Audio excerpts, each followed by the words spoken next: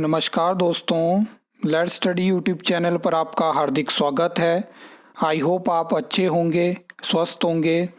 इस वीडियो में हम सबसे पहले जो है वो वन मित्र भर्ती, उसके अलावा जो आने वाली और मित्र भर्तियां जैसे कि पशु मित्र हो गया, रोगी मित्र हो गया, बिजली मित्र भर्ती हो गया, उसके बारे में हम बात करेंगे। अपकमिंग JOIT वैकेंसी के बारे में हम बात करेंगे। डिस्पेंसर की वैकेंसी के बारे में हम बात करेंगे और मेल हेल्थ वर्कर की वैकेंसी के बारे में भी हम बात करने वाले हैं। तो वीडियो लंबी होगी लेकिन पूरी डिटेल के साथ हम वीडियो में बात करने वाले हैं। और ये जितनी भी जानकारी है ये डिपार्टमेंट की तरफ से, हिमाचल सरकार की तरफ से विधानसभा सत्र में दी गई जानकारी है। तो सारी जानकारी जो है वो लेटेस्ट है। सबसे पहले हम बात कर लेते हैं कि सरकार ने विधानसभा सत्र में जानकारी दी है कि जो वन मित्रों की भर्ती है वो वन विभाग की तरफ से करी गई है और एक योजना के तहत ये भर्ती करी गई है जहाँ पे नियमित यानी रेगुलर करने का कोई भी प्रावधान नहीं है।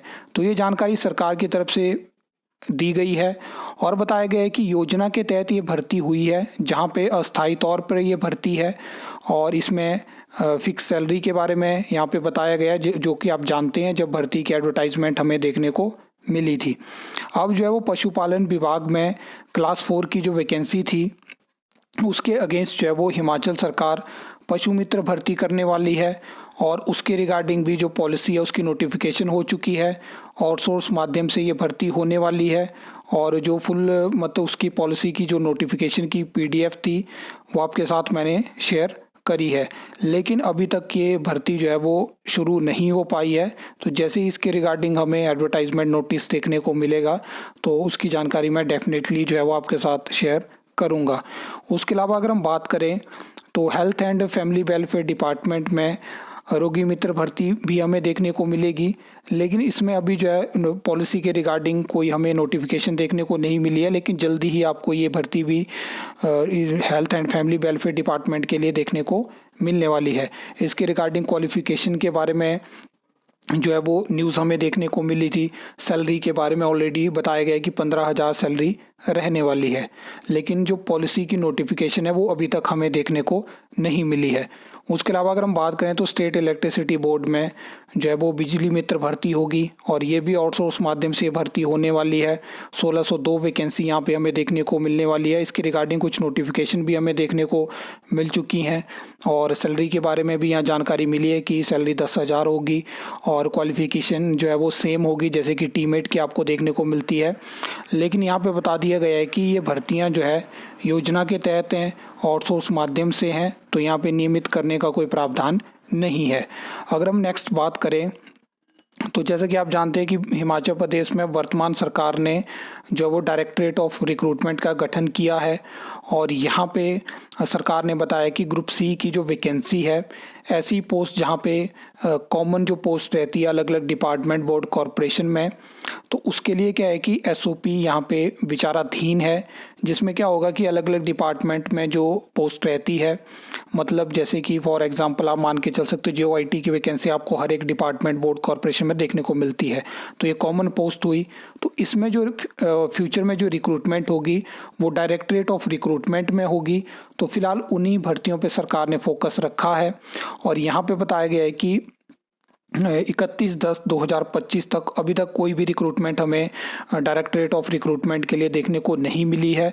लेकिन सरकार जो है वो JOIT की वैकेंसी के रिगार्डिंग जो है वो फैसला इन्होंने लिया है कि 300 वैकेंसी भरेंगे। उसके लिए मैंने आपको बताया था कि अलग अलग डिपार्टमेंट, बोर्ड, कॉरपोरेशन में उतने ही पोस्ट को ख़त्म भी किया गया है, तो उसके बारे में भी हम बात करेंगे। और यहाँ पे बताया गया है कि JOIT के और डिस्पेंसर की वैकेंसी के रिगार्डिंग जो है वो रिक्वेजिशन डायरेक्टरेट ऑफ रिक्रूटमेंट के पास पहुंची है, जिसमें कि JOIT की बात करें तो 317 पद हैं और डिस्पेंसर की 2 पोस्ट हैं। तो इसकी जानकारी यहाँ पे दी गई है। बाकी ये आप देख सकते हो नेम ऑफ डिपार्टमेंट और number of post of JOIT, इतनी पोस्ट ख़त्म करी गई हैं। ये रिक्रूटमेंट डायरेक्टरेट ऑफ जो रिक्रूटमेंट के लिए होगी और उस वहीं से ये अलग सा कैडर चलेगा। तो ये चीज़ वर्तमान सरकार ने ये फैसला लिया है।